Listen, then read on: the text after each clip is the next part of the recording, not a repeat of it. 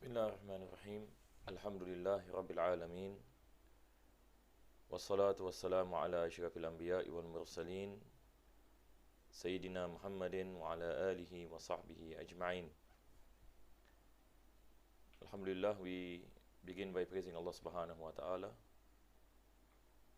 for this opportunity for us to continue with a lesson in the Sullam Munawraq al-Imam al-Akhdari, and we pray to Allah subhanahu wa ta'ala, may Allah bless us in this blessed night of the night of Arafah.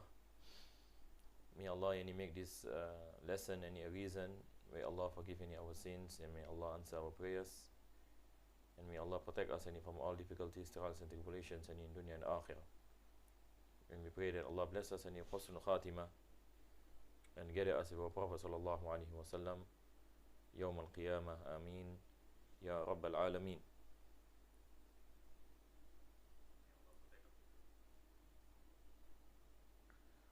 So before we continue in our lesson today in Sullam, as usual, we will do any revision of what we mentioned in our lesson in last week. So last week we were speaking about the meaning of at-tasawwur. At-tasawwur, and we mentioned that the knowledge of mantiq, there are two main important elements that are covered in this knowledge. Number one is tasawwur, and the other one is tasdiq. And I gave the example of the word Zaidun qa'imun. Zaid is standing. This is a sentence that is comprised of the subject and the predicate.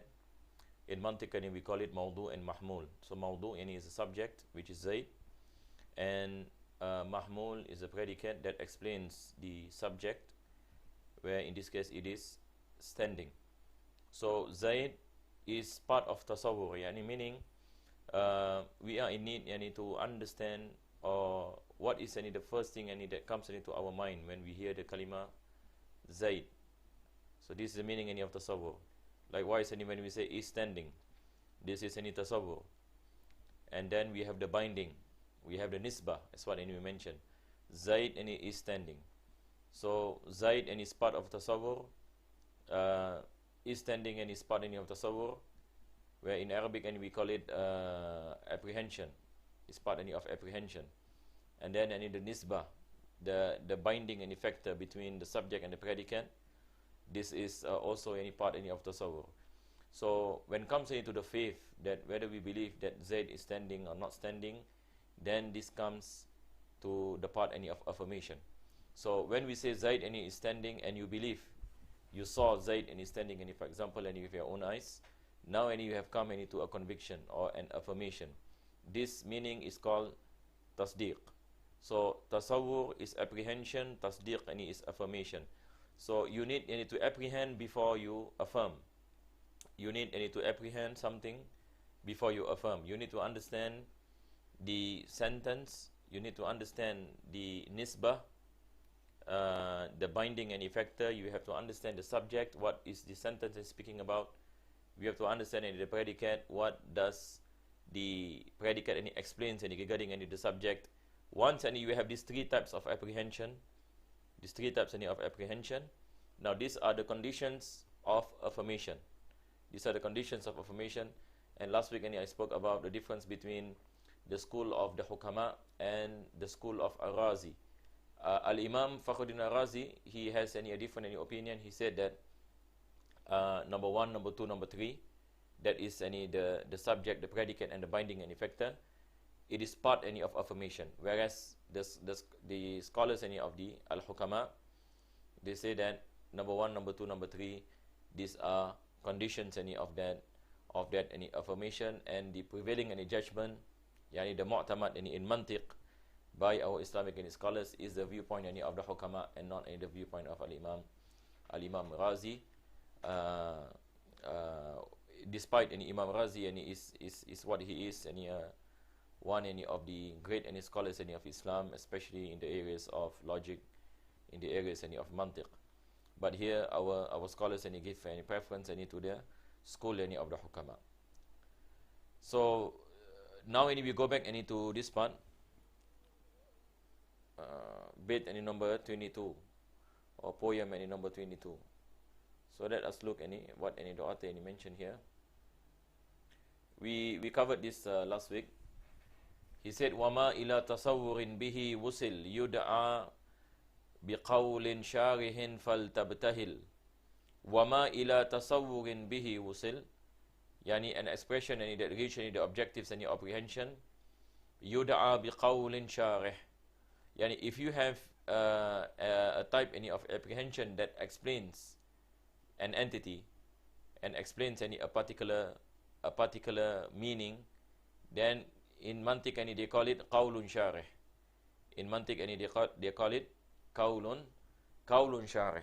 The meaning any of qawlun sharih, any basically it is something any that defines. It is something any that defines. An example any will be, for example, if you ask what is any the definition any of human beings, we say human beings are intellectual animals or intellectual any beings. This is an example any of a definition. It defines any an entity. So when it encompasses any the definition in terms any of the entity, and also the differentiating any factor between that particular entity and the other classes any within any that family, then it is called qawlun sharih. And this is the meaning any of a definition. So definitions and basically what the author is saying, definitions and is part of apprehension. Definitions, ta'rifat, and is part of tasawwurat.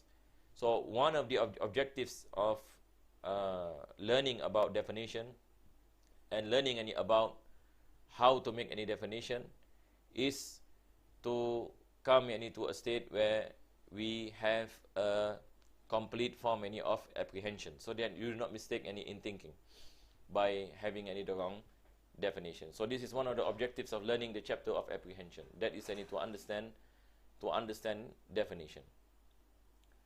Now when we go on any to the next, this also I mentioned to a certain extent last week. The author any mentioned wama li tasdiqin bihi tuwassila. So now any it is the second part any of the knowledge any of mantiq, that is the chapter any of tasdiq, the chapter of affirmation. So anything that reaches any level of affirmation any is called hujjah. Bi hujjatin yu'rafu 'inda al-uqala. Yani it is called any hujjah. So when a person comes into an affirmation, meaning he comes into the belief of the sentence that is mentioned. When he comes into this any affirmation, now this any affirmation, it comes after evidences. Yani after evidences.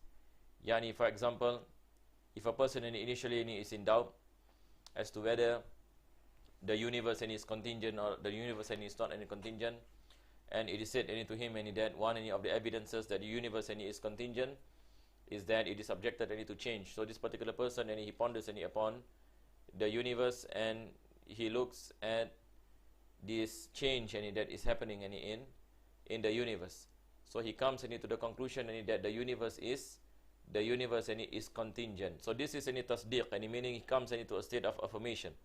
He comes into a state of belief, and this belief is backed by evidences. Either we are speaking about observation, physical observation, or we are speaking about evidences in terms of senses, for example, or evidences in terms of the intellectual understanding about a particular thing. So affirmation comes along with it the evidences. So now I hope we have understood. For those who are following this lesson, I hope it is clear, inshallah. Before we go on, for us now to come to this understanding about the difference between what is apprehension and what is affirmation. What is apprehension and what is affirmation? Apprehension is basically about understanding a particular word, or understanding a particular sentence, to have a profound any understanding. This is any apprehension. But when it comes to affirmation, it comes into the question whether we believe or we do not believe. Whether we believe or we do not believe. If we believe, now this is called affirmation. We have affirmed in that sense. So on the process in the process of coming to an affirmation, this is where the knowledge of mantiq teaches us on how to make the right affirmations by looking at evidences, by looking at premises before we arrive at conclusion. Now we will enter the next chapter. The author mentioned anwa'ud dalalatil wadiayyah. So after he spoke about tasawwur, what the meaning of apprehension, the meaning of affirmation, he mentioned about a type that is called formulative signification. So it is the chapter of signification. So in Arabic it is ad-dalalah. Ad-dalalah. Then he mentioned wadiayyah. This is a type of dalalah. Dalalah is something that signifies. Dalalah is something that signifies. So let me give you an example. For example, if you are in your house and you hear knocking on the door, you understand that there is someone outside. So the knocking of the door, the act of knocking of the door is a dalalah. It is a signification. It signifies that someone is outside the house, even though you do not see that person, but you know for sure that someone is outside. Just like when you see smoke, you know there is a fire. When you see smoke, you know there is a fire. When you see green, if you are driving, when you see green light, you know that it is permissible for you to drive through. But if you see red, then it is compulsory upon you to stop.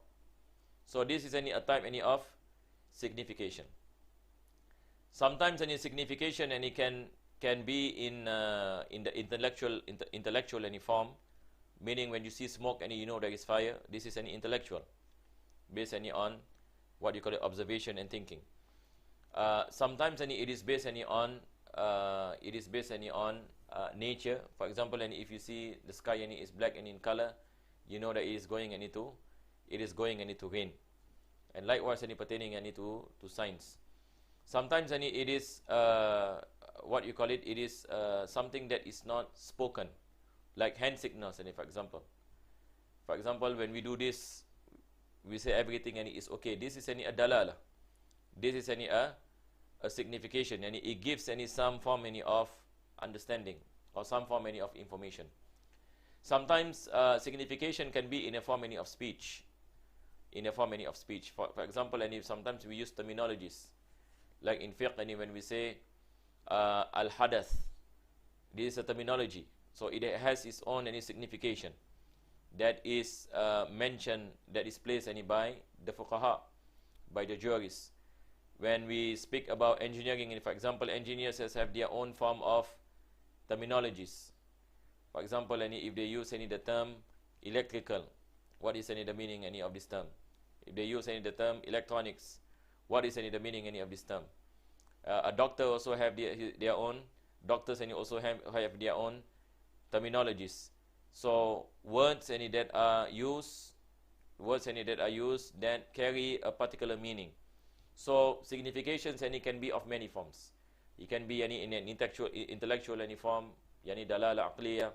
It can be in a form of nature, dalalah tabiiyyah.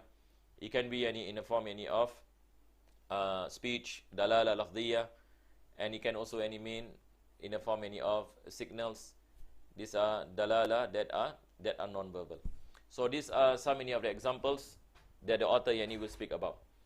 So anwa'u dalalatil wadiayyah. Now specifically he mentioned dalalah wadiayyah. The meaning of wadiayyah, basically it is something that is placed, or something that is used. Something that is used. A signification that that is practiced upon. This is the meaning of wadiayyah. And here in the knowledge of mantiq, what is important in mantiq is the verbal type of signification. And for those who are following, you might want to write this down, because there are many significations. That's what we mentioned. There are signification in terms of intellectual, in terms of nature, in terms of what you call it, signals.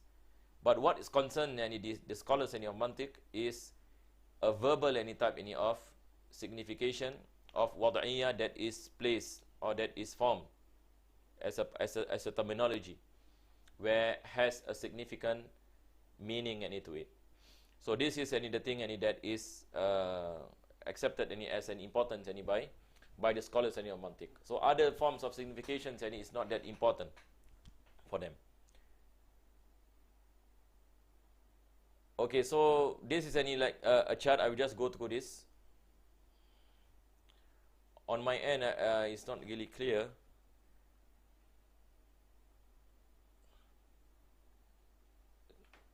Give me a second. Okay. Okay, now if you see this, so this chart basically speaks about the different types of significations. That's what I mentioned earlier, some examples I gave. So there are three types.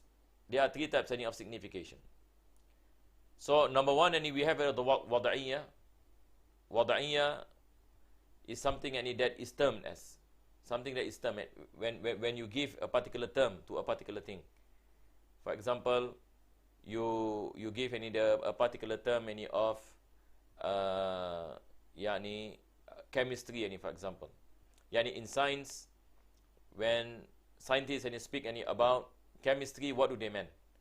So this is a particular signification where it is used by a specific field. So this we call it wadiayyah, and it is wadiayyah. It is something that is placed, something that is termed. And then we have the middle one. We have Dalalah, aqliyyah, Dalalah in terms of the intellect. And then we have Dalalah, tabiiyyah, Dalalah in terms of the nature. So below it, there are some examples. So when it comes to tabiiyyah, it is divided into two parts: lafziyyah and ghairu lafzi. Whether it is something that is spoken or something that is not spoken. An example of something that is spoken, the word and to show that someone is in pain. And when a person is in pain, and when a person is groaning, and for example, say now by this speech, we understand that this particular person is saying that he is in pain. So this is an example of dalalah tabiiyyah. And then ghairu lafzi, non-verbal form of signification pertaining to tabiiyyah, pertaining to nature signification, is the redness of the face of a person. When a person is shy, when you look at him, you can see redness in his face. So this is a signification. It is an evidence or something that shows that this particular person is shy, or this particular person is angry, for example, and that can also happen. So this is a type where you see the signs, but it is non-verbal. When it comes to aqliyyah, he gave the example also verbal and non-verbal. When it comes to the verbal, the example is dalalatul khitaba ala al-khatib. That someone is knocking, and when someone is giving a speech, you do not see the person, but you know someone is there, because of the speech that you listen, you know someone is there. Ghairu lafzi, non-verbal forms of dalalah aqliyyah. It is dalalatul makhluqat ala Allah ta'ala. For example, when you look at the creations of Allah, we are reminded that the existence of Allah, the one who brought everything into existence. So this is something that is not spoken, but it is something that is understood. Then when it comes to wadiayyah, also we have the lafziyah and ghairu lafziyah, the non-verbal and verbal. When it comes to the verbal, like the word Ali. So for example, a person by the name Ali. So when I listen the word Ali, I know this is the name of a person. When I listen to the word Ali, I know that this is a name of a person. Ghairu lafziyah, the example yani will be khutut. Yani khutut. Just like earlier I gave a simpler any example of the green and red any signals. When you are driving and when you see green, this is also dalalah wadiayyah but ghairu lafzi. It is a non-verbal any form of signification, and that tells you that you are able any to drive through. But if it is red, then you are not able any to drive through. So these are examples of dalalah tabiiyyah, dalalah aqliyyah, dalalah wadiayyah. What is concerned by the manatiq, as what I mentioned, is dalalah wadiayyah. So in the knowledge in your mantiq, we are not really concerned about dalalah aqliyyah and dalalah tabiiyyah.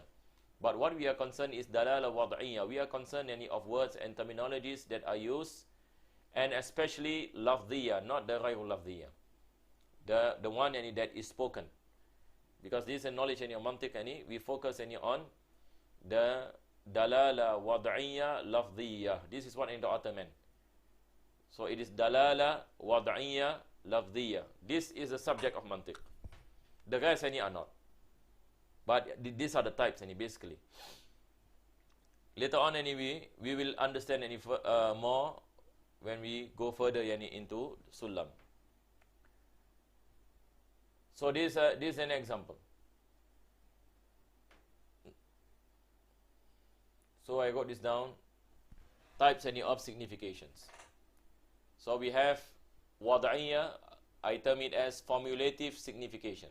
Formulative, any meaning it is made as a formula. It is termed. It is used. So we term it as formulative signification, wadiayyah. And then we have rational any signification. This is aqliyyah. Natural signification, it is tabiiyyah. Then we have the verbal formulative signification. This is the subject of mantiq. Verbal formulative signification. We also have non-verbal formulative signification. Verbal rational signification. Non-verbal rational signification.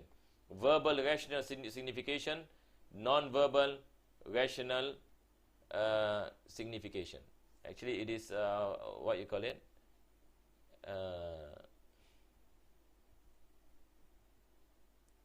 It is natural. There is some mistake. The last two any is natural. Verbal natural signification and non-verbal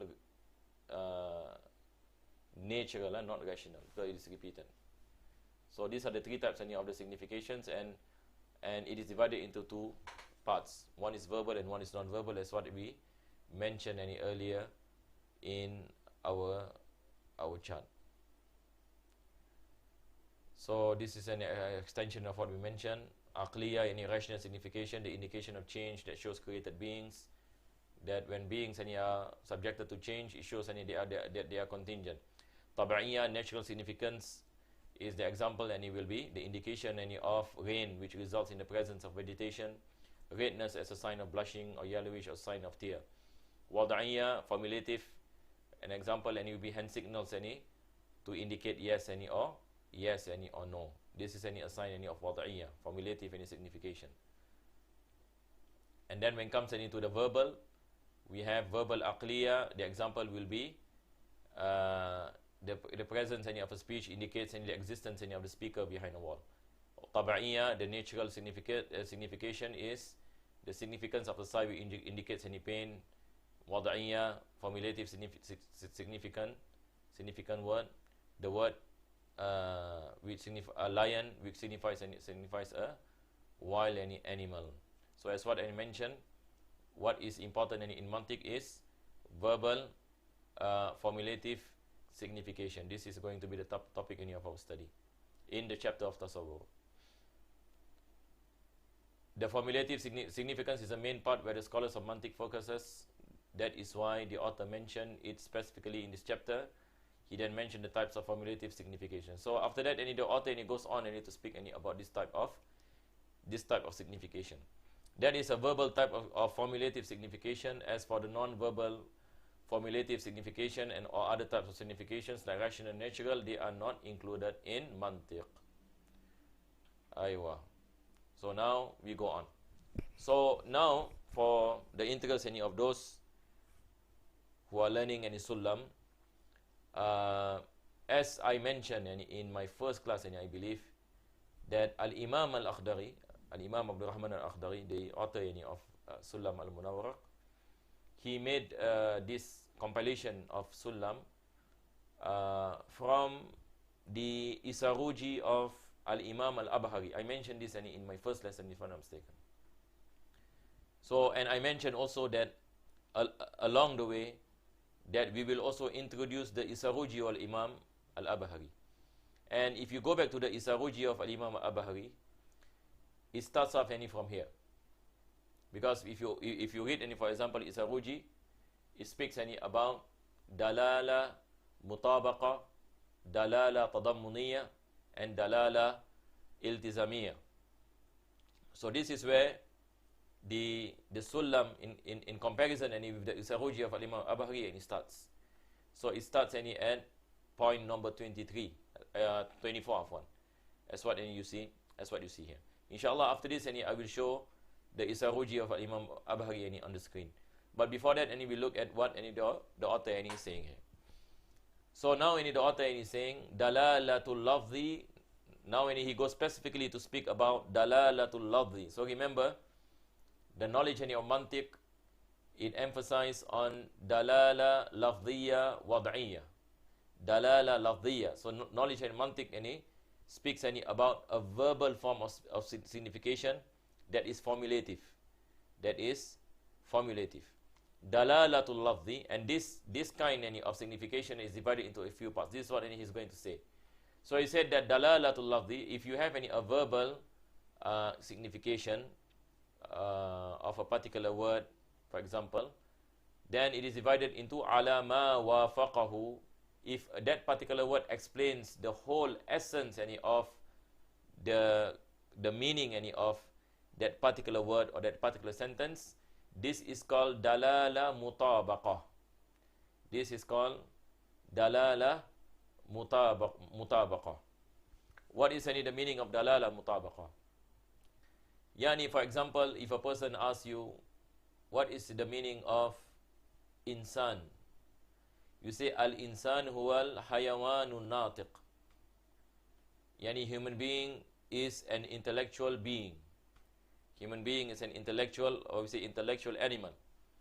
Yani, in the old books of Mantiq, even in English, they use this term, an intellectual animal. Because the meaning of animal is something that is alive.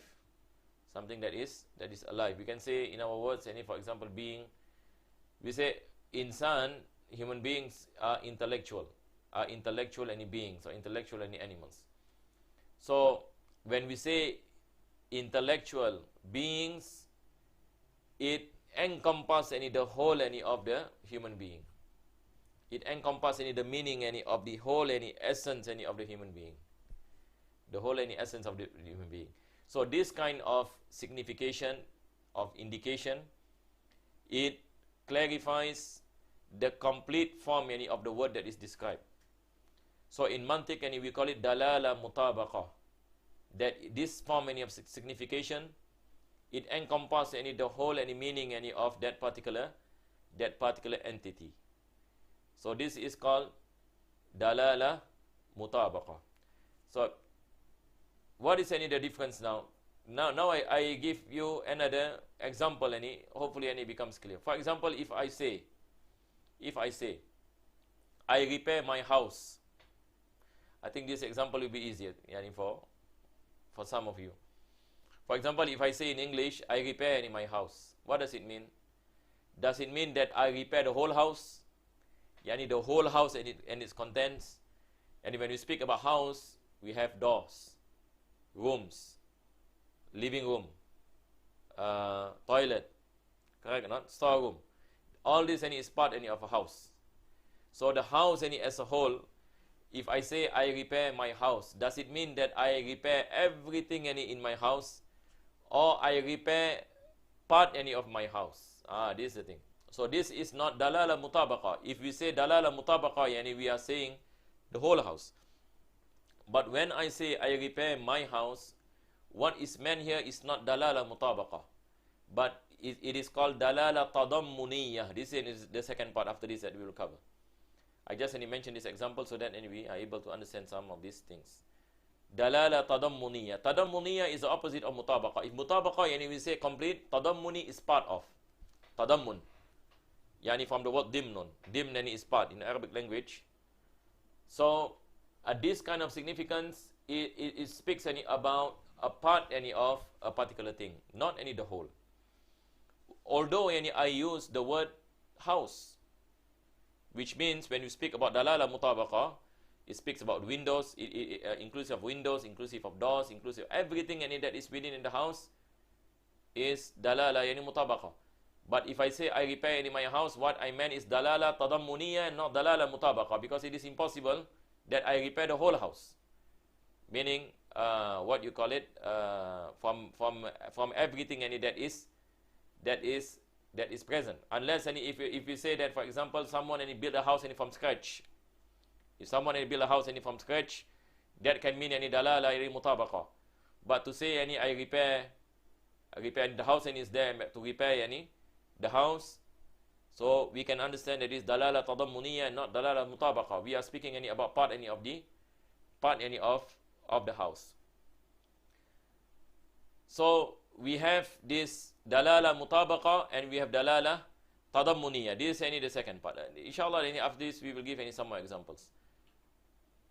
So he said dalalatul lafzi ala ma wafaqahu yad'unaha dalalatal mutabaqah. The verbal formulative significance is one that encompasses any the whole of its meaning.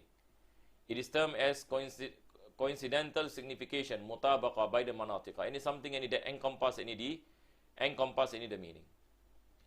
The verbal formulative, this basically my words. The verbal formulative significance are divided into three categories. So I break it down. I mean all this any we got any from the text. Dalalah mutabaqah, coincidental significance, where it carries the complete meaning of the word. Complete any meaning any of the word. There is no need to add anything to it in order to explain the meaning, because it encompasses the meaning full. So just like we say al-insan hayawanun natiq. When we say a lion, yani we mean a wild any animal that has four legs and this and that. This is any dalalah any mutabaqah. It covers any all aspects. It covers any the two aspects any of dal and madlul. It covers any the aspect any of dal and madlul. Any dal any is something any that signifies, and madlul any is something any that is the one that is described. So when we say it is complete, it covers any all any aspects any of all aspect any of that particular word. For example, the definition of man to be intellectual being. This is dalalah yani mutabaqah. The moment any we say a human, what is any the thing any that struck into our mind? The moment any we say hayawanun natiq, what is the thing any that struck our mind? Anyway, the struck our mind any is a human being. A human being in the complete form. Yani from the top any of the head any till what you call it till any the bottom. If you say any, for example, any there is someone any at the door, so it must we say there is a human being any at the door. So automatically we understand that the person that is behind any the door, yani someone any that is a human being any in the complete form. Another example yani will be Hassan came. The significance of the word Hassan is upon all of his parts any from his head any to his feet. So if you say, for example, Hassan came. So when we say Hassan came, yani what we meant any is dalalah mutabaqah, yani the whole of us Hassan. We are not speaking about part of Hassan, because it is impossible. We are speaking any about any from the head any till any the feet. Now we have any the second part. We call it dalalah tadammuniyah, partial any signification. As for the significance of the meaning of a particular word shows only part of the meaning, then it is called tadammun, partial significance. An example will be man is a type of a being, or man possess any intellect. So we say any, for example, man is an intellectual any being. If you take part any of the definition, yani you take the word intellect. We say intellect and it is a part of a human being. It is not the whole of human being, but intellect and it is part of him. This is dalalah tadammuniyah. Dalalah tadammuniyah. Just like any we say, we take the other part. We say human being is a being. Human being and is a being. So a being is part any of human being. Because a being and it signifies something that is alive. Something that is alive. And there are a lot of other things any that shares with insan. in terms of life. So life is a part of human beings. It is not the whole of human beings. But the moment you say hayawanu natiq, you say an intellectual being, now you are speaking about the whole of insan. So if you take any part of the meaning, it is a partial form of significance. An example will be man is a type of a being, or man possesses the intellect. And that's what I mentioned. So we have studied two types of significance. Number one is mutabaqah, dalalah mutabaqah, and number two is dalalah tadammuniyah or tadammun, partial significance. So I hope it is clear inshallah. Then he mentioned wajuz'ihi tadammunan, wajuz'ihi tadammunan, wama lazim fahuwa iltizamun in biaqlin ultuzim, in biaqlin iltazam, afwan. On my side, I cannot really, see some of these words. Just give me some time. I open on my PC.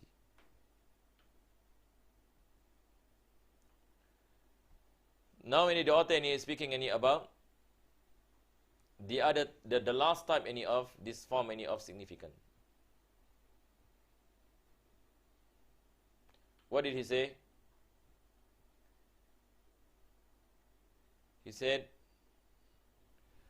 وَجُزْئِهِ تَضَمُّنًا وَمَا لَزِمْ فَهُوَ الْتِزَامٌ إِنْ بِأَقْلٍ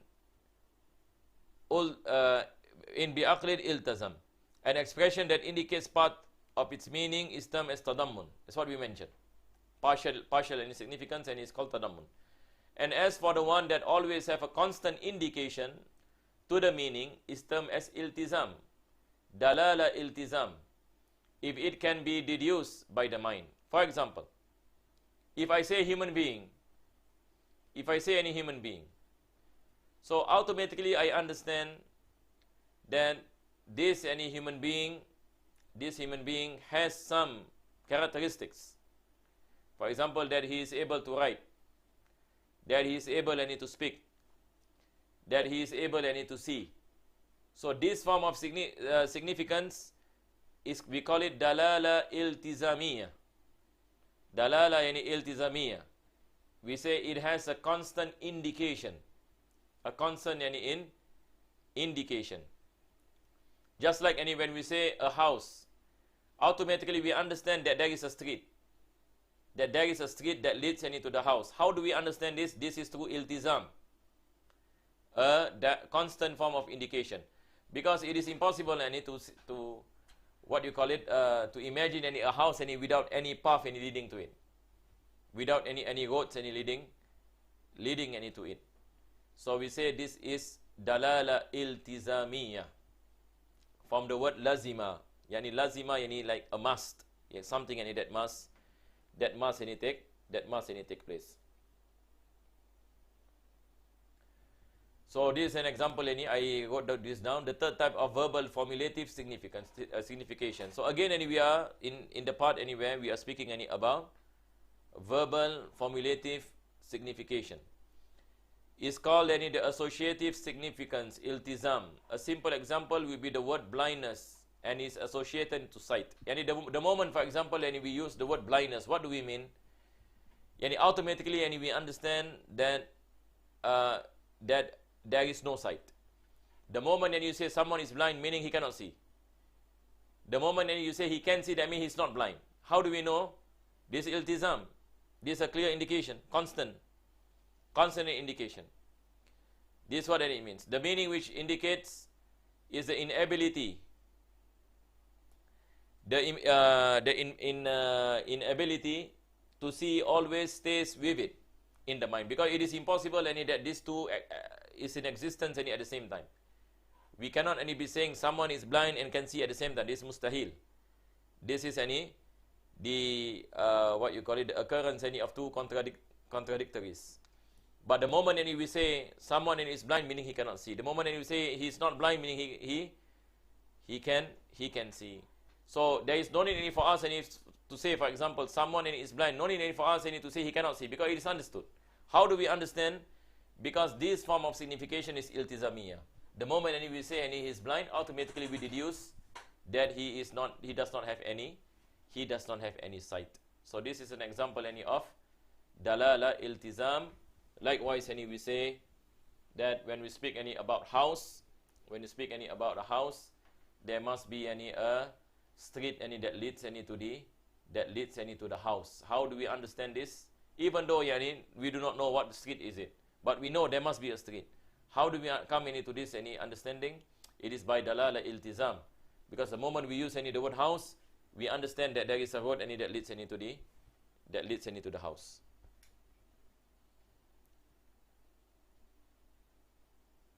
If there is still time, inshallah, we can continue a bit. So we have covered dalalah mutabaqa, dalalah tadammuniyah, and dalalah iltizamiyah. We see another example.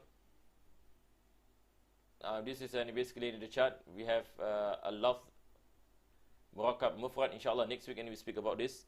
But what I want to show is